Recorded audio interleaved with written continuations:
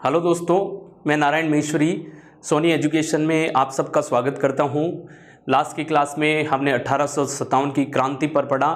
उससे पहले हमने जो है ब्रिटिश ईस्ट इंडिया कंपनी का स्वरूप देखा। ब्रिटिश ईस्ट इंडिया कंपनी कैसे भारत में आती है, कैसे अपने व्यापार स्थापित करती है। व्यापार स्थापित करने के बाद में ये कंपनी धीरे धीरे कैसे भारत में राजनीतिक रूप से स्थापित होती है, और राजनीतिक रूप से स्थापित होने के बाद में दोस्तों आपने देखा कैसे प्लासी का युद्ध लड़ा, फिर जो है बक्सर का युद्ध लड़ा।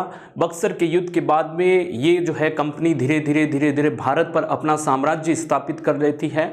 भारत पर साम्राज्य स्थापित करने के बाद में इस कंपनी ने यानी कि ब्रिटिश शासन के लिए अनुकूल जो नीतियां हैं वो भारत में जो है उसको यानी कि उसका स्वरूप प्रदान करने के लिए उन्होंने बहुत सारे अधिनियम लेकर आई। और उस अधिनियम में मैंने 1773 से लेकर आपको 1858 यानी 1857 की क्रांति के ठीक एक साल बाद तक हमने 1858 तक के अधिनियम के बारे में बात की।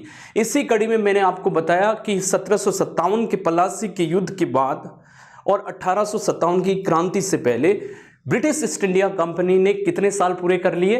100 साल पूरे कर लिए। ठीक है, जब 100 साल पूरे कर लिए तो मैंने बताया कि बहुत सारी सामाजिक यानी आर्थिक, राजनीतिक हर जो है क्षेत्र में इन्होंने हस्तक्षेप किए। और ये जो हस्तक्षेप थे वो हस्तक्षेप थे ब्रिटिश अनुकूल नीतियों का निर्माण करें ताकि भारत का ज़्यादा से ज़्यादा शोषण कर सकें, यहाँ के खजाने का जो है ज़्यादा से ज़्यादा दोहन कर सके।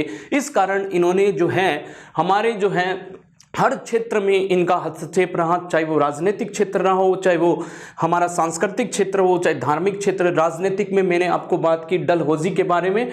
डलहौजी के बारे में हमने बात की कैसे डलहौजी ने जो है गोद निषेध कानून के तहत जो है किन किन जो है राज्यों को, छोटे छोटे राज्यों को जो है ब्रिटिश शासन के अधीन कर लिया था, यानी ब्रिटिश ईस्ट इंडिया कंपनी के अधीन कर लिया। फिर हमने जो है बात की वेलेजली की सहायक संधि के बारे में। वेलेजली की सहायक संधि के बारे में हमने बात की। फिर धार्मिक कारण में मैंने आपको बताया कि धार्मिक अयोग्यता अधिनियम जो आता है 1850 में, उसमें इन्होंने क्या एक गेम खेला? उन्होंने गेम खेला कि जो किसी भी व्यक्ति ने यदि ईसाई धर्म को अपनाया है, ठीक है, उसको पैतृक संपत्ति से वंचित नहीं किया जाएगा। इसका मतलब यह है कि यदि मैं हिंदू और मैंने जो है इस ईसाई धर्म को अपना लिया तो मुझे अपनी पैतृक संपत्ति से वंचित नहीं किया जाएगा। इसका मतलब है भारत में यानी कि ईसाई धर्म का प्रचार प्रसार करना, उसके लिए मैंने आपको बताया 1833 का जो चार्टर अधिनियम था उसके तहत ईसाई जो संत थे, ईसाई धर्मावलंबी थे, उनको भारत में आने की अनुमति दी। यहां तक हमने जो है बात की। अब हम बात करते हैं कि हमारे एक और धार्मिक कारण में, यानी जो धार्मिक कारण हैं उस धार्मिक कारण में मैं आपको एक और कारण, धार्मिक और जो है सामाजिक कारण को मैं एक साथ ले रहा हूं। इसमें हम कह सकते हैं सती प्रथा निषेध कानून। इन्होंने जो है सती प्रथा निषेध कानून, ठीक है, तो सती प्रथा निषेध कानून 1829 में आता है। और कौन सा रेगुलेशन होता है? रेगुलेशन संख्या होती है इसकी, रेगुलेशन संख्या, ठीक है, ये कभी कभी पूछ लिया जाता है रेगुलेशन संख्या, ऐसे ही जो है एग्जाम में आता है रेगुलेशन संख्या। तो रेगुलेशन संख्या इसकी 17 थी। कौन सी? 17, यानी रोमन में हम 17 लिखेंगे। इस तरह ही हमारे एग्जाम में आता है। सती प्रथा निषेध कानून का मतलब क्या है? आपको पता है कि हमारा जो भारतीय समाज था उसमें कुछ समाज में जो है यानी कि ये कुरीति थी कि स्त्री जो है अपने पति के बाद में अपना ही दाह जो है कर लेती थी, अपना ही हम कह सकते हैं कि अपने आप को जो है जला लेती थी अपने पति के साथ में, और उसकी अर्थी पर जो है अपने आप को जो है उसके साथ जो है जला लेती थी। ऐसी प्रथा हमारे कुछ समाज में प्रचलित थी। तो राजा राम मोहन राय के प्रयासों से, इस समय राजा राम मोहन राय के प्रयासों से विलियम बेंटिक ने, यानी जी हां दोस्तों, विलियम बेंटिक ने, आपको ध्यान रखना है, विलियम बेंटिक ने जो है यानी सती प्रथा निषेध कानून को पारित किया। तो विलियम बेंटिक जो थे इन्होंने इस अधिनियम के लिए जो है हाँ कर दी। तो भारत में सती प्रथा क्या हो गई? अब अवैध घोषित हो गई। कोई भी व्यक्ति अगर इस तरह की जो है घटना में संलग्न पाया जाता है, इस तरह की घटना में लिप्त पाया जाता है, तो ऐसे व्यक्ति पर कार्रवाई होगी, और ऐसे व्यक्ति पर कार्रवाई जब होगी तो वो कानून के तहत होगी, तो ये दंडनीय अपराध घोषित कर दिया गया। जी हाँ मेरे दोस्तों, विलियम बेंटिक के समय में सती प्रथा निषेध कानून आया। तो आप देखिए कि हम आज भी, इस वक्त भी हम इतने जो है यानी कि मॉडर्न नहीं हुए हैं, आधुनिक तौर तरीकों को आज भी हमने पूरी तरह से नहीं अपनाया है। समाज, उस समय के समाज ने सती प्रथा पर प्रहार करना कहीं न कहीं भारतीय जो है सामाजिक जो है व्यवस्था पर प्रहार माना, इसलिए कुछ वर्ग जो है ब्रिटिश सरकार से जो है क्या हो गए थे, या हम कह सकते ईस्ट इंडिया कंपनी के शासन से, यानी कि कहने का मतलब असंतुष्ट हो गए। तो कुछ कारण में हम कह सकते हैं सती प्रथा निषेध कानून विलियम बेंटिक ने जो है बेसिकली ने ये लागू किया। तो आपका एग्जाम में एक सवाल आता है जो बहुत इंपॉर्टेंट है, सती प्रथा निषेध कानून इनमें से किसके समय लागू हुआ? तो इस समय भारत के जो गवर्नर जनरल थे, यानी कि भारत के गवर्नर जनरल कौन थे? जी लिख रहा हूं मैं, गवर्नर जनरल। गवर्नर जनरल का मतलब होता है कि ये भारत में जो है इस समय हेड थे ब्रिटिश शासन की तरफ से। तो विलियम बेंटिक ने जो है इस व्यवस्था को भारत में लागू किया, सती प्रथा निषेध कानून इनके समय भारत में पारित हुआ। तो आपका आंसर होगा विलियम बेंटिक। कभी कभी रेगुलेशन पूछ लिया जाता है, रेगुलेशन संख्या 17। जी हाँ मेरे दोस्तों, ये ध्यान रखना बहुत इंपॉर्टेंट चीज। अब हम बात करते हैं कि कुछ आर्थिक कारणों के बारे में, कि आर्थिक कारण क्या रहे। जी हाँ मेरे दोस्तों, आर्थिक कारण क्या रहे? आर्थिक जो कारण हैं, हमने सामाजिक कारण पूछे, धार्मिक कारण देखे, तो आर्थिक कारण को भी देख लेते हैं। तो आर्थिक कारण में भू राजस्व व्यवस्था थी, जो ब्रिटिश सरकार की भू राजस्व व्यवस्था, ठीक है, ये जो भू राजस्व व्यवस्था थी ये बहुत बड़ा कारण थी। यानी कि हम कह सकते हैं कि ब्रिटिश सरकार की जो भूमि से जो कर लेने की व्यवस्था थी, मैंने आपको बताया इनका मेन उद्देश्य क्या था, ज़्यादा से ज़्यादा अपने खजाने को भरना, यानी भारत का शोषण करना, आर्थिक रूप से भारत का शोषण करना, और जो है भारत का दोहन करना, ये इनका जो है मूल जो है मंत्र था भारत में आने का। ठीक है, तो भू राजस्व व्यवस्था थी। तो भू राजस्व व्यवस्था में बक्सर के युद्ध के बाद में आप देखते हो कि इनका भारत पर जो है अपना आधिपत्य स्थापित होता है। तो ये धीरे धीरे धीरे धीरे कैसे भू राजस्व व्यवस्था जो सदियों से चली आ रही थी, यानी कि जो कई समय से चली आ रही थी, उनमें कैसे हस्तक्षेप करते हैं। तो आइए हम देखते हैं, स्थायी बंदोबस्त की शुरुआत की थी इन्होंने, स्थायी बंदोबस्त। ठीक है दोस्तों, स्थायी बंदोबस्त मैं सब बताऊंगा आपको डिटेल में। स्थायी बंदोबस्त, इसके संस्थापक या अन्वेषक या संस्थापक कौन माने जाते हैं? संस्थापक इसके माने जाते हैं, यानी कॉर्नवालिस। कौन माने जाते हैं? कॉर्नवालिस इसके संस्थापक थे। 1793 में इन्होंने इस व्यवस्था को लागू की थी।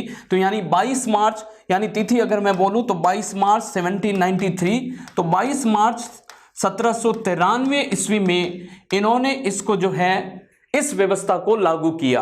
अब ये व्यवस्था जैसे स्थायी बंदोबस्त व्यवस्था है, तो इसको क्या अन्य नाम से जो है दोस्तों, इसके अन्य नाम मालगुजारी व्यवस्था भी कहते हैं, मालगुजारी। तो अगर आपको ये आ जाए नाम मालगुजारी, तो आपको जो है कंफ्यूज नहीं होना है, स्थायी बंदोबस्त को ही मालगुजारी बंदोबस्त कहा जाता है।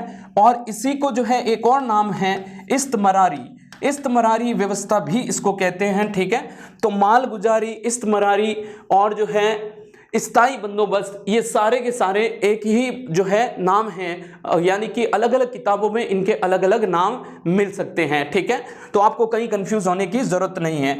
अब हम बात करते हैं कि इसमें जो है कौन कौन से प्रदेश पर लागू किया गया था। तो जी हाँ मेरे दोस्तों, ये जो प्रदेश, जिन प्रदेशों पर लागू किया गया था, तो जिन क्षेत्रों पर अगर हम बात करेंगे, जिन क्षेत्रों पर लागू किया गया था, वैसे कौन से क्षेत्र थे? तो आप कहोगे बंगाल, ठीक है, बिहार और उड़ीसा में, बंगाल, बिहार और उड़ीसा में इसको लागू किया गया था। ठीक है, और इसमें जो है भूमि का मालिक किसे बना दिया गया? भूमि का मालिक जो है, यानी दोस्तों आप इस व्यवस्था में भूमि का मालिक जमींदार को बना दिया गया। तो जमींदार को जो है भूमि का मालिक बना दिया गया। तो जमींदार को जो है भूमि का मालिक बना दिया गया, यानी कि जमींदार, अब जो कृषक थे, किसान थे, जो किसान भाई है, जो हमारे खेत जोतते हैं, जो कई जो है सदियों से जो खेत जोत रहे थे, उनके ऊपर किसको इन्होंने स्थापित कर दिया था? जमींदार को स्थापित कर दिया था। और इस जमींदारों की जो है ये एक हम कह सकते था कर्तव्य है कि वो राजस्व जो है ब्रिटिश सरकार को देगी, और उनको ये छूट दे दी गई, इन पर आप चाहे कितना भी कुछ भी लगाओ, हमको जो है इतना % जो है उपज का, यानी कि जो जितनी भी उपज हो रही है उसका जो है 10वां हिस्सा हमको चाहिए। ठीक है, तो ये बेसिकली यहां पर भूमि का मालिक किसे बना दिया गया? इस सिस्टम में जमींदार को बना दिया गया, और किसान जो है इनके नीचे क्या हो गए? इनके जो है हम कह सकते हैं कि इनके दास हो गए। जमींदार क्या हो गए? भूस्वामी हो गए। तो जमींदार को क्या बना दिया गया? भूस्वामी बना दिया गया जमींदारों को। तो कहने का मतलब है दोस्तों, ये एक ऐसी व्यवस्था है जो सामंती व्यवस्था जैसी है। इन्होंने एक नया वर्ग तैयार कर दिया, यानी कि एक ऐसा नया वर्ग तैयार कर दिया जो इनके हित के लिए काम करे। आप देखिए कि आपको अगर कोई जो है ऐसी अपॉर्चुनिटी दें कि आप जो है जयपुर के मालिक बन जाओ, सीकर के मालिक बन जाओ, चूरू के मालिक बन जाओ, ठीक है, तो आप क्या कर रहे हो? आप ऐसे व्यक्तियों का ग्रुप खड़ा कर रहे हो, या ऐसे व्यक्तियों का समूह खड़ा कर रहे हो जो आपके हितों के लिए आपकी रक्षा करे। ठीक है, तो आपने क्या किया? भूस्वामी जो है नए भूस्वामी बना दिए गए, और भूस्वामी बना दिए गए तो आप देखोगे कि कृषक क्या हो गए? इनके दास हो गए। किसान क्या हो गए? इनके दास हो गए। और जब किसान इनके दास हो गए तो इनको जो है, यदि मान लो आप राजस्व नहीं चुका पाए तो आप क्या लोगे? ऋण लोगे। तो ऋण लोगे तो आप ऑब्वियसली ऋण कैसे लोगे? स्वाभाविक है, ऋण आप ब्याज पर लोगे। तो जमींदार पर क्या हो गया कि किसान जो है अगर वो भू राजस्व नहीं चुका पाया, यदि वो भू राजस्व नहीं चुका पाएगा तो वो ऋण लेगा, और ऋण लेगा तो वो किस पर लेगा? ब्याज पर रहेगा। तो इसका मतलब है इन पर दोहरी मार पड़ती है। जी हां दोस्तों, इन पर दोहरी गाज गिरती है। किसानों की स्थिति अब बद से बदतर हो जाती है। तो ये जो है नया ग्रुप इन्होंने एक तैयार कर दिया, भूस्वामियों का नया ग्रुप। और स्थायी बंदोबस्त में ये एक हमको प्रथम दृष्टया क्या लगता है? सामंती व्यवस्था लगती है। तो ये एक तरह की सामंती व्यवस्था थी। तो सामंती व्यवस्था हम कह सकते हैं कि सामंती व्यवस्था इन्होंने एक नया ग्रुप तैयार कर दिया, और ये नया ग्रुप क्या था? इनके लिए सामंत के जैसे काम करता था। और आप देखोगे कि इनमें से ही कुछ जो लोग हैं, ठीक है, यानी कि इन्होंने जो है सूर्यास्त का नियम जो है लागू कर दिया था। ऋण जो है या राजस्व जो है इकट्ठा करने का कौन सा नियम लागू किया? सूर्यास्त का। सूर्यास्त का मतलब होता है कि जिस दिन की तारीख दे दी गई उस दिन तक अगर आपने नहीं चुकाया तो आपका भूमि का अधिग्रहण हो जाएगा। तो आप देखो कि इससे जो है कई बार जो है यहाँ बहुत सारे जमींदारों को भी हटाया गया।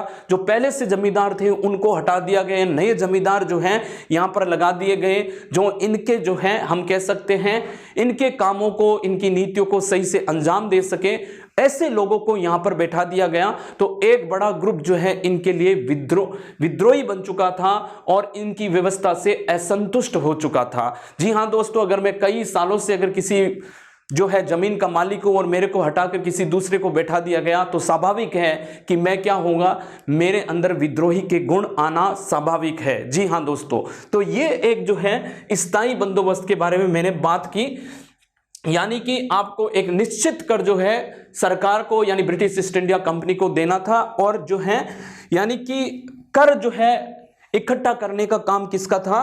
कर इकट्ठा करने का काम जो है जमींदार का था। यही जमींदार ब्रिटिश ईस्ट इंडिया कंपनी को क्या देता था? ब्रिटिश ईस्ट इंडिया कंपनी को कर देता था। तो हमने बात की स्थायी बंदोबस्त की। इसी में जो है यानी कि हमारा ये टॉपिक जो है 2-3 जगह चलता है, ठीक है। 1857 की क्रांति में मुझे ये समझाना बहुत जरूरी है। तो अब हम बात करेंगे रैयतवाड़ी की व्यवस्था, ठीक है। 1820 में कब लागू की गई? 1820 में मुनरो द्वारा, थॉमस मुनरो द्वारा लागू की गई। थॉमस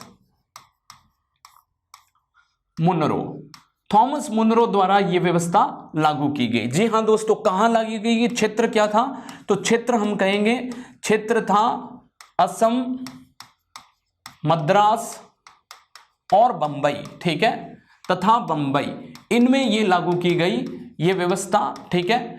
हाँ जी, जहां पर मैंने आपको बताया कि ये जो स्थायी बंदोबस्त है तो कितने क्षेत्र पर लागू किया गया, तो स्थायी बंदोबस्त जो है क्षेत्र यानी 19% पर लागू किया गया। 19% कौन सा? ब्रिटिश भारत ये जो कहते थे, जहां पर इनका सीधा शासन था, तो वो जितना भी क्षेत्र था ब्रिटिश भारत का, उस ब्रिटिश भारत के 19% क्षेत्र पर यह व्यवस्था लागू की गई, जिसको हम कहते हैं ब्रिटिश भारत, ठीक है। तो ये इस क्षेत्र को क्या कहते थे, जहां पर इनका सीधा यानी डायरेक्ट शासन था, सीधा शासन था, तो इनको उस क्षेत्र को ये जो है British east India company British Bharat बोलती थी, और उस क्षेत्र के 19% भाग पर स्थायी बंदोबस्त लागू किया गया, ठीक है दोस्तों। अब हम बात करेंगे रैयतवाड़ी व्यवस्था। थॉमस मुनरो क्षेत्र मैंने बताया आपको, ठीक है, कितने परसेंट क्षेत्र पर, तो कितने परसेंट क्षेत्र पर, तो आप कह सकते हो 51% पर। कितने परसेंट पर? 51% पर यह व्यवस्था लागू की गई। 51% पर यह व्यवस्था लागू गई। ब्रिटिश भारत का जितना भी क्षेत्र था उसके 51% पर यह व्यवस्था लागू की गई, ठीक है। आप जब देखोगे तो इसमें जो है भूमि का स्वामी किसे बना दिया गया? भूमि का स्वामी इसमें जो है हम कह सकते हैं किसानों को बना दिया गया, ठीक है। किसानों को जो है भूमि का स्वामी बनाया गया इसमें, ठीक है। कृषकों को जो है भूमि का स्वामी बनाया गया। अब किसान डायरेक्ट ही जो है क्या कर रहे थे, डायरेक्ट ही सीधा ही ब्रिटिश ईस्ट इंडिया कंपनी को कर चुका रहे थे। तो ये 51% पे ये क्षेत्र पर लागू किया गया, यानी कि भूमि का स्वामी। इसमें कभी कभी पूछ लिया जाता है कि रैयतवाड़ी व्यवस्था में भूमि का स्वामी किसे माना गया और किसे बनाया गया, तो आप कहोगे किसानों को जो है भूमि का स्वामी बनाया गया था। तो यह व्यवस्था इस तरह से थॉमस मुनरो क्षेत्र असम, मद्रास तथा मुंबई, और कितने परसेंट? 51% पर। जी हां मेरे दोस्तों, 51% पर यह जो है यह व्यवस्था लागू की गई और भूमि का स्वामी किसानों को बनाया गया। इस व्यवस्था में क्या होता है, किसान ही जो है अपना भू राजस्व किसको देते थे? सीधा जो है इसमें बिचौलियों का सिस्टम खत्म कर दिया गया। यानी जमींदार पहले क्या था? बिचौलिया था, पर इसमें बिचौलियों का सिस्टम खत्म कर दिया गया। पर इसी व्यवस्था से धीरे धीरे क्या हुआ, किसानों की जमीन हड़पने लगी थी। तो यानी कि अगर आप नहीं चुका पाए तो सीधा ब्रिटिश ईस्ट इंडिया कंपनी का उस क्षेत्र पर जो है यानी उस खेत पर या उस जगह पर उनका सीधा अधिकार हो जाता था। तो कहने का मतलब ये एक और जो है डेंजरस व्यवस्था थी, और एक और हम कह सकते हैं खतरनाक व्यवस्था जो है ब्रिटिश सरकार द्वारा या ब्रिटिश ईस्ट इंडिया कंपनी द्वारा लागू की गई, ठीक है। अब हम बात करते हैं एक और व्यवस्था जिसका नाम है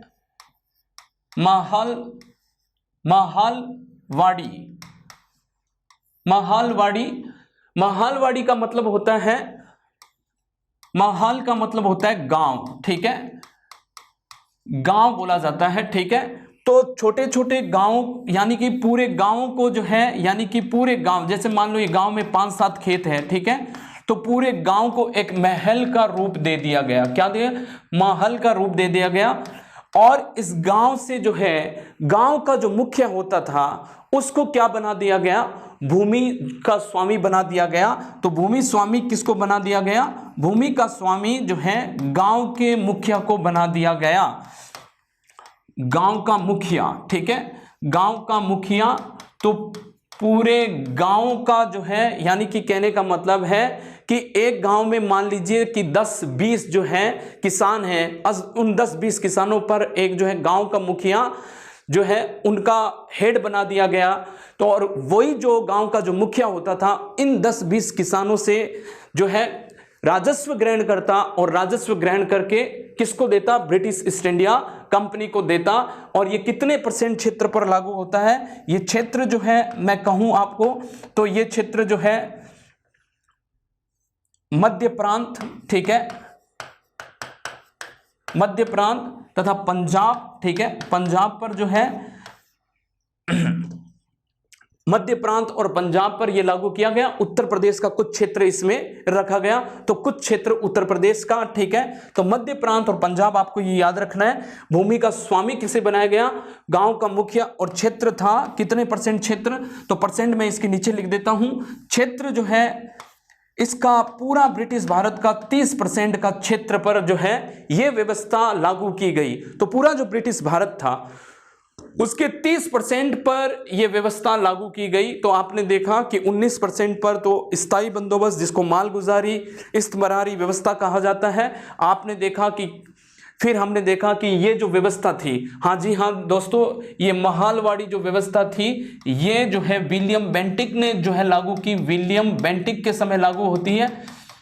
और कब लागू होती है? 1833 में लागू होती है, ठीक है। और इसके जनक किसे माना जाता है? इसका जनक माना जाता है हॉल्ट मैकेंजी, ठीक है, मैकेंजी, हॉल्ट मैकेंजी को इसका जो है जनक माना जाता है। और फिर जो है मार्टिन, यानी कि हम अगर बात करें कि जनक जो है होल्ट मैकेंजी को माना जाता है, मार्टिन ने इसमें व्यवस्था, मार्टिन एक ब्रिटिश जो है हम कह सकते हैं कि अधिकारी था, इसने इसमें और व्यवस्था और इसमें सुधार किया और उस सुधार करने के बाद में फिर से और अच्छे तरीके से इसको लागू किया गया। तो आपको यह ध्यान रखना है इसका जनक कौन था? Holt Mackenzie. और विलियम बेंटिक के समय भारत में 1833 में यह लागू हुई। तो हमने पढ़ा कि इनसे जो है कहीं ना कहीं जो है यानी भारतीयों के अंदर इन व्यवस्थाओं से असंतुष्टि पैदा हुई, इनके प्रति रोष पैदा हुआ और यही रोष जो है आगे जाकर 1857 की क्रांति का कारण बनता है। तो हमने अभी तक सामाजिक, आर्थिक जो है, धार्मिक और हमने जो है राजनीतिक जो है कारणों के बारे में बात की।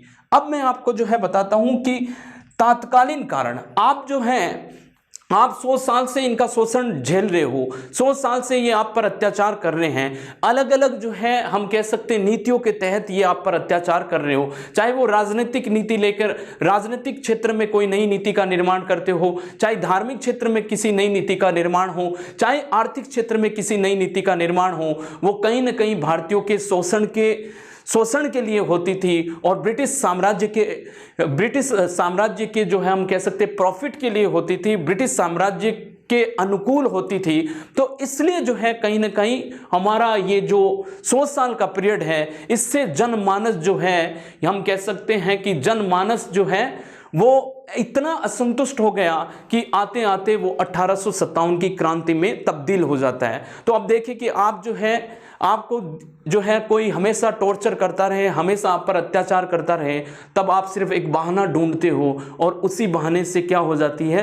क्रांति हो जाती है और उसको कहते हैं तात्कालीन कारण। भाई आपने जो है हमेशा आप पर अत्याचार होता है, एक दिन एक ऐसा आता है आपको सिर्फ बहाना चाहिए और वो बहाना आपको मिल जाता है। बहाना मिलते ही चिंगारी वो मिल जाती है और चिंगारी जो है ये आग का रूप ले लेती है। तो आपसे ही पूछा जाता है तात्कालीन कारण क्या था? ठीक है, तात्कालीन कारण जो है क्या था 1857 की क्रांति का? तो जी हाँ दोस्तों मेरे, तो अगर तात्कालीन कारण की बात करें उससे पहले मैं आपको एक दो कारण और बताता हूं जो आपके एग्जाम में इंपॉर्टेंट है।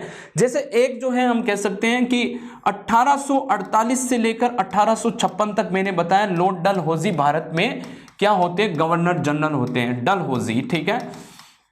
तो लॉर्ड डलहौजी भारत में गवर्नर जनरल होते हैं 1848 से लेकर 56 तक। 1856 से लेकर 1862 तक एक नया व्यक्ति भारत में गवर्नर जनरल के रूप में आता है जिसका नाम होता है कैनिंग। क्या होता है? कैनिंग, ठीक है। और यही कैनिंग जो है भारत का अंतिम गवर्नर जनरल होता है, अंतिम governor general east India company द्वारा नियुक्त। तो ईस्ट इंडिया कंपनी द्वारा नियुक्त अंतिम गवर्नर जनरल होता है। क्यों होता है? इसका मैंने आपको कारण बताया था कि 1858 के एक्ट के बाद में, यानी कि east India company Bharat, EIC लिख रहा हूं, ईस्ट इंडिया कंपनी, ये समझा रहा हूं मैं आपको तो ध्यान से सुनना। ईस्ट इंडिया कंपनी जो है भारत के प्रशासन से या भारत की राजनीति से अलग कर दी जाती है और यानी कि भारत का प्रशासन किसके हाथ में आ जाता है? भारत का प्रशासन ताज के हाथ में आ जाता है और ताज ने ही इस गवर्नर जनरल की जो है हम कह सकते हैं नाम चेंज करके क्या रख दिया गया? वायसराय रख दिया गया। तो वायसराय, अब जो है इसको वायसराय, ठीक है, वायसराय, तो वायसराय बोला गया। इसको क्या बोला गया? गवर्नर जनरल को बोले कि गवर्नर जनरल का पद समाप्त करके हम क्या करेंगे, अब नया पद जो है वो वायसराय के नाम से कहलाएगा। तो हम कहेंगे कैनिंग जो है 1856 से लेकर 58 तक क्या थे, यानी कि ईस्ट इंडिया कंपनी द्वारा नियुक्त भारत का अंतिम गवर्नर जनरल। मेरी बात समझ आ गई।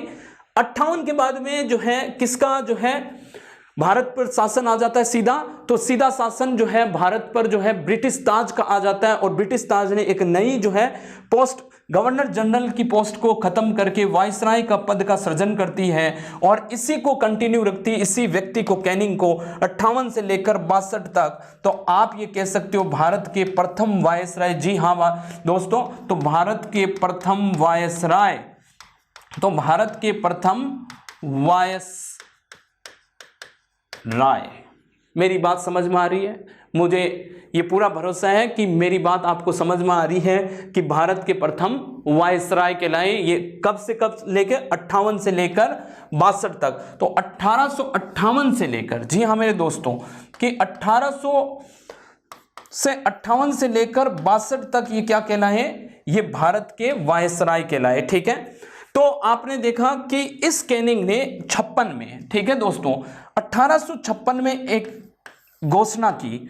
1856 में इसने कुछ घोषणा की। क्या घोषणा की? इसने घोषणा की कि कोई भी अब जो है सैनिक है, राजपूत हो, चाहे वो ब्राह्मण हो, चाहे पठान हो, चाहे वो सिख हो, वो किसी भी तरह के अपने जो है वेशभूषा, यानी कि अपने जो है धार्मिक चिन्ह जो है का प्रयोग नहीं कर सकती। धार्मिक चिन्ह का प्रयोग यानी कि कोई दाढ़ी बढ़ा के नहीं रह सकता, कोई कुर्ते में नहीं रह सकता। इस तरह से जो है धार्मिक चिन्ह जो थे उन पर जो है प्रयोग करने पर पाबंदी लगा दी कैनिंग ने।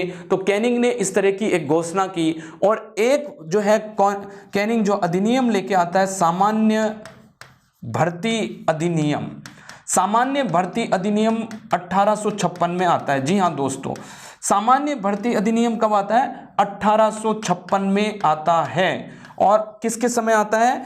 कैनिंग के समय आता है। जी हाँ दोस्तों, कैनिंग के समय आता है 1856 में सामान्य भर्ती अधिनियम। ये जो सामान्य भर्ती अधिनियम है, इसके तहत ये बोला गया था कि अब से जो नया जो है भर्ती प्रक्रिया होगी, उसमें किसी भी व्यक्ति को कहीं भी जो है सेवाएं देनी पड़ सकती है, भारत के बाहर भी सेवाएं देनी पड़ सकती है, और यदि आपने मना किया तो आपको जो है निष्कासित कर दिया जाएगा। यानी कि अब जो नया रिक्रूटमेंट होगा, नया जो चयन होगा, वो नए चयन के लिए एक शर्त रख दी गई कि आपको अपनी सेवाएं भारत के बाहर भी देनी पड़ सकती है। और हम भारतीयों में एक जो है प्रथा थी, या हम कह सकते हैं हमारा एक जो है मत था कि समुद्र को पार करने से पाप लगता है, और पाप लगने से हम नरक में जाते हैं। इसलिए जो है कहीं ना कहीं यहाँ पर जो है सैनिकों का जो है धार्मिक भावना पर आहत पहुंचती है, धार्मिक भावना पर प्रहार होता है। इससे बहुत सारे सैनिकों में जो है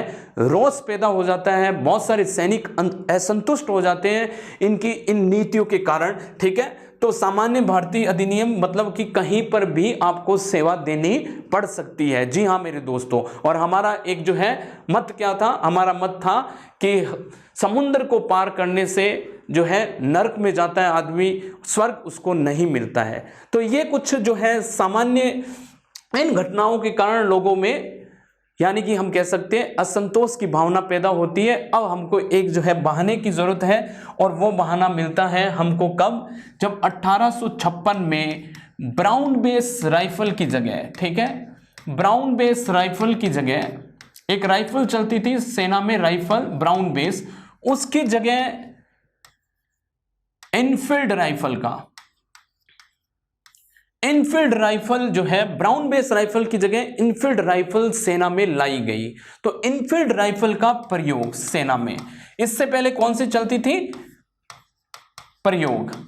इससे पहले चलती थी ब्राउन बेस राइफल। अब इसकी जगह जो है इनफील्ड राइफल सेना में लाई गई।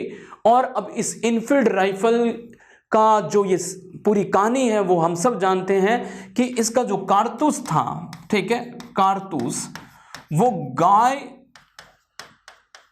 तथा सूअर की चर्बी से निर्मित था। ठीक है, तो इसके कारतूस पर जो एक कवर था, ठीक है, एक आवरण था, वो गाय और सूअर की चर्बी से निर्मित था, ठीक है। और इसको जो है कारतूस को राइफल में डालने से पहले आपको मुंह से छीलना पड़ता था। इससे हिंदू तथा मुस्लिम दोनों, यानी कि दोनों सैनिकों की, चाहे वो हिंदू सैनिक हो चाहे मुसलमान सैनिक हो, उनकी धार्मिक भावना पर आहत पहुंचती है। और यही जो है 1857 की क्रांति का क्या माना जाता है, तात्कालीन कारण माना जाता है। तात्कालीन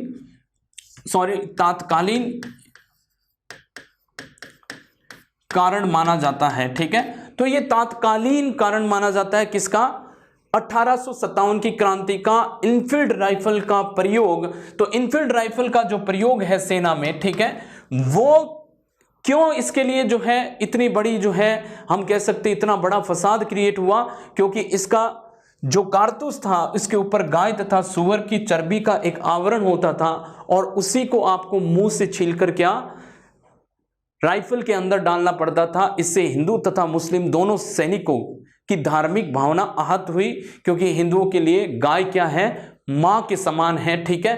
तो इसलिए जो है, तो आपसे अगर पूछ लिया जाए कि 1857 की क्रांति का तात्कालीन कारण क्या था, जी हां मेरे दोस्तों, 1857 की क्रांति का बहुत इंपॉर्टेंट सवाल हर एग्जाम में पूछा जाता है, तात्कालीन कारण। तो आपका आंसर होगा इनफील्ड राइफल का सेना में प्रयोग। इससे पहले कौन सी चलती थी, तो इससे पहले ब्राउन बेस राइफल चलती थी। अब इसको लेकर जो है पहले भी विद्रोह हो चुका है, ठीक है। तो इसको लेकर एक विद्रोह होता है इस राइफल का, यानी कि जनवरी 1857 में, यानी ये छोटे छोटे विद्रोह हैं। जनवरी 1857 में यानी कि एक सैनिक के पास में ये सूचना पहुंचती है कि आपका धर्म जो है भ्रष्ट होने वाला है। दमदम एक जगह है, दमदम, ठीक है, दमदम एक जगह है। दमदम में जो है बेसिकली हम कह सकते हैं कि, यानी कि कहाँ है, दमदम बंगाल। तो दमदम बंगाल में जो है एक सैनिक के पास में ये सूचना पहुंचती है कि अब आपका इनफील्ड राइफल आने से आपका धर्म जो है भ्रष्ट होने वाला है। तो यहाँ एक छोटी मोटी जो है घटना होती है, किसके लिए, हम कह सकते हैं इनफील्ड राइफल के खिलाफ। फिर जो है आप देखोगे यहाँ से दमदम से बुरहानपुर, ठीक है। तो बुरहानपुर में जो है, बुरहानपुर में भी, ये भी बंगाल में है, बुरहानपुर में फरवरी में, यहां पर भी फरवरी 1857 में यहां पर भी एक छोटी मोटी इसी राइफल को लेकर घटना होती है सैनिकों के बीच में, क्योंकि इनको लगा हमारा जो है हमारा धर्म जो है जानबूझकर जो है भ्रष्ट किया जा रहा है। तो ये पूरी जो है साजिश के तहत किया जा रहा है, ये हमारे सैनिकों को लगा। तो जनवरी 1857 और फिर बुरहानपुर में बंगाल में इस तरह की छोटी मोटी घटना होती है। जो एक घटना हमको याद रखनी है वो हम सब जानते हैं, 29 मार्च 1857 में मंगल सिंह पांडे, ठीक है दोस्तों, मंगल सिंह पांडे जो थे, इन्होंने जो है इस राइफल के खिलाफ जो है विद्रोह कर दिया था और अपने ही, यानी कि अपनी टुकड़ी, ये किसके, मंगल पांडे बैरकपुर छावनी में जो है तैनात थे, बैरकपुर छावनी, ठीक है, और बैरकपुर छावनी के 34वीं रेजिमेंट, ठीक है, बैरकपुर छावनी की 34वीं रेजिमेंट की 5वीं बटालियन में ये क्या थे, ये बेसिकली हम कह सकते हैं कि यहां पर ये अपनी सेवाएं दे रहे थे। बैरकपुर कहां पर है, बैरकपुर जो है बंगाल, यानी कि बंगाल में बैरकपुर में ये अपनी सेवाएं दे रहे थे। 34वीं रेजिमेंट के ये सैनिक थे। इन्होंने जो है इस राइफल को प्रयोग करने से मना कर दिया और अपने ही सार्जेंट, ब्रिटिश अधिकारी सार्जेंट, ठीक है, सार्जेंट की हत्या कर दी। और सार्जेंट का नाम था हियर से, ठीक है, हियर से सार्जेंट का नाम था, इसकी हत्या कर दी। और एक लेफ्टिनेंट था यहां पर, लेफ्टिनेंट, इस लेफ्टिनेंट की जो है हत्या कर दी। तो लेफ्टिनेंट का नाम था बाग, तो लेफ्टिनेंट की हत्या कर दी, सार्जेंट की हत्या कर दी मंगल सिंह पांडे ने, ठीक है। तो आपको ये मतलब ये जो व्यक्ति था मंगल सिंह पांडे, हमारे मंगल सिंह पांडे ये जानते थे कि मैंने ये काम किया है, इसके लिए मुझे एक कड़ी सजा जो है जरूर मिलेगी। तो इनको, जी हाँ दोस्तों, एक डेट हमको याद रखनी है, 8 मार्च से अगस्त आ रहा हूं, 8 अगस्त 1857 में इनको जो है फांसी दे दी गई। तो 8 अगस्त 1857 में फांसी जो है इनको हो जाती है। तो 8 अगस्त 1857 में इनको फांसी दे दी जाती है। जी हाँ मेरे दोस्तों, इनको फांसी दे दी जाती है। जब इनको फांसी दे दी जाती है मेरे दोस्तों, तो यानी कि हम कह सकते हैं कि कुछ लोग जो है मुझसे हमेशा ये सवाल करते हैं कि हमारी ये जो क्रांति है वो शुरुआत इसकी जो है छुटपुट शुरुआत हम देख रहे हैं कि दमदम से, फिर आपने देखा बुरहानपुर में, फिर जो है 29 मार्च 1857 में मंगल सिंह पांडे ने जो है विद्रोह कर दिया और अपने ही लेफ्टिनेंट सार्जेंट की हत्या कर दी। अब मैंने आपको बताया इस कहानी के पीछे ये है कि कुछ लोगों का ये हमेशा से रहता है, क्यों 10 मई 1857 को क्रांति की शुरुआत मानी जाती है। तो 10 मई 1857 की क्रांति की शुरुआत जो मानी जाती है, उसके एक बहुत बड़ा कारण है, ये जितने भी विद्रोह हुए, ठीक है, ये जितने भी विद्रोह हुए, वो विद्रोह जो है वो बेसिकली ये विद्रोह व्यक्तिगत विद्रोह था। इसमें पूरी की पूरी बटालियन ने विद्रोह नहीं किया। समझ रहे हो मेरी बात, कि मैंने अपना व्यक्तिगत जो है विद्रोह कर दिया।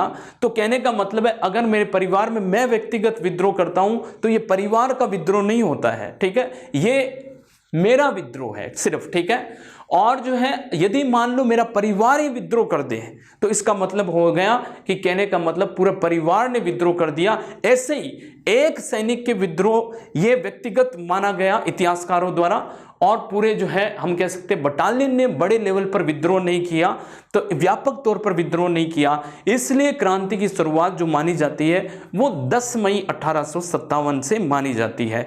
तो जी हाँ दोस्तों, अब जो है क्रांति की शुरुआत जो होती है वो 10 मई 1857। तो क्रांति की शुरुआत कहां से होती है? क्रांति की शुरुआत, क्रांति की शुरुआत जो है वो बेसिकली 10 मई 1857, कहां से? 10 मई 1857 मेरठ से होती है। मेरठ यानी कि अगर आप देखोगे दिल्ली से कुछ ही दूरी पर मेरठ से शुरुआत होती है। और मेरठ यानी कि हम कह सकते हैं कि यूपी में, तो 10 मई 1857 में मेरठ से शुरुआत होती है। मेरठ में यानी कि मेरठ में 24 जो है हम कह सकते हैं कि मेरठ में जो सैनिक थे, उन मेरठ सैनिक को हम कहेंगे कि 9 मई को मेरठ के सैनिकों ने जो है अपना विरोध जताया। तो 9 मई के दिन बड़ी संख्या में जो है इनके ऊपर जो है सैनिक कार्रवाई की गई, इनको जेलों में भर दिया गया, ठीक है। तो 9 मई को बहुत सारे सैनिकों को जेल में भर दिया गया, ठीक है। इन्होंने जो है इस इनफील्ड राइफल को जो है प्रयोग करने से मना कर दिया। तो यहाँ का जो हम कह सकते हैं प्रमुख था हेविट ने ये कार्रवाई करते हुए, ठीक है, हेविट ने कार्रवाई करते हुए इनको गिरफ्तार करके इन सैनिकों को कहाँ डाल दिया गया? सैनिकों को जेल के अंदर डाल दिया गया।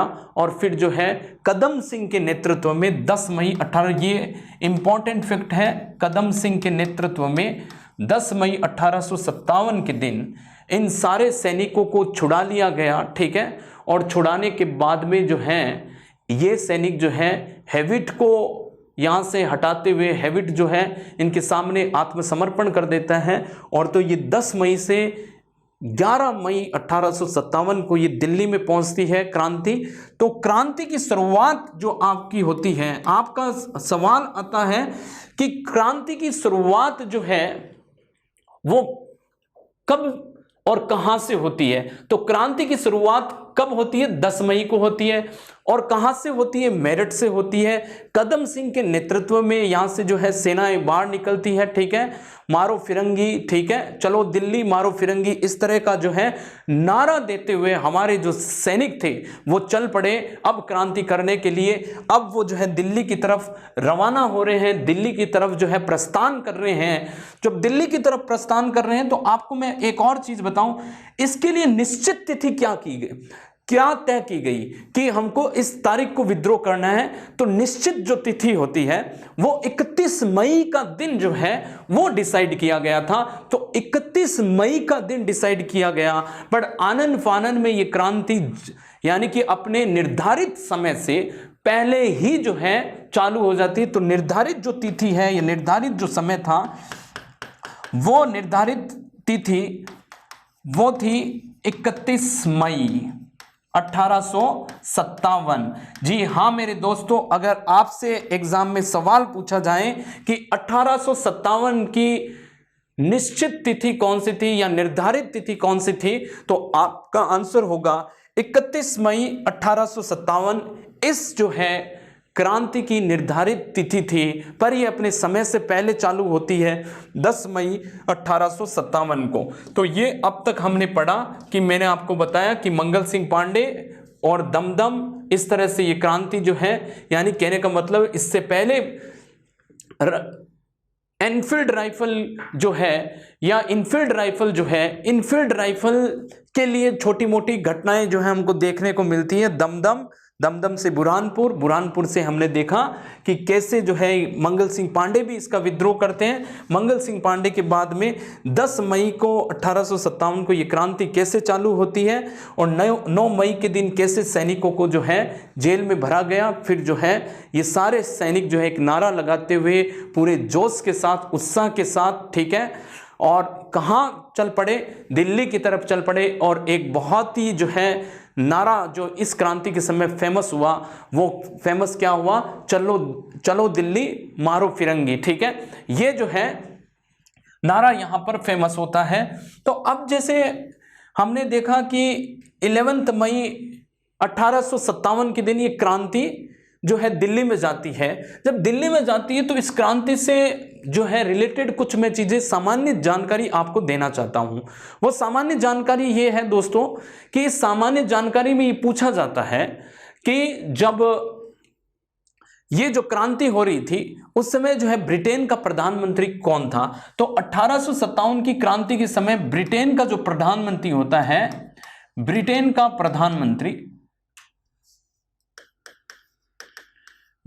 प्रधानमंत्री जो होता है वो पाल्मस्टन होता है। कौन होता है?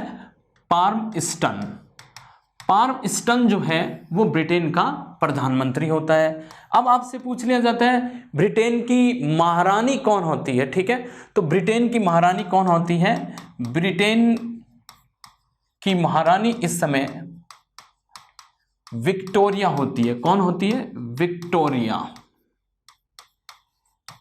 विक्टोरिया ब्रिटेन की महारानी होती है, ठीक है।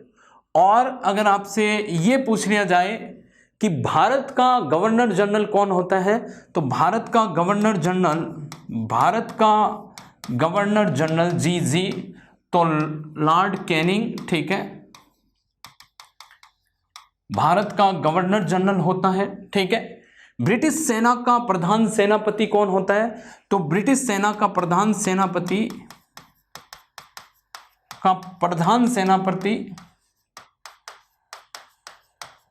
सेनापति जो होता है वो दोस्तों, जी हाँ मेरे दोस्तों, जॉर्ज एनिसन, मतलब कोई भी जॉर्ज एनिसन, ठीक है, जिसको हम हिंदी में जॉर्ज एनिसन पढ़ देते हैं, ठीक है। ब्रिटिश सेना का प्रधान। ब्रिटिश सेना का मुख्यालय क्या होता है? ब्रिटिश सेना का